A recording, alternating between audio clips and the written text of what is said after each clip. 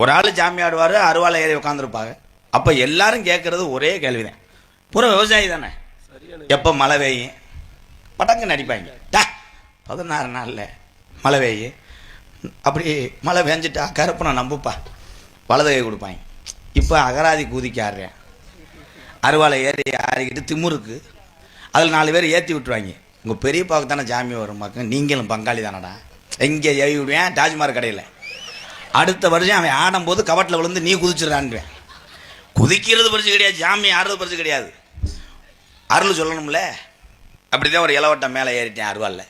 ஊருக்காரர் கேட்குறா எப்போ மழை பெய்யும், தெரிஞ்சா தானடா சொல்லுவேன். அவன் படக்குன்னு பார்க்குறேன், படக்குன்னு பொண்டாட்டியை கூப்பிட்டேன், செல்லு சார்ஜ் ஏறிச்சான்னு கூகுளில் கேட்போம்ன்றேன்.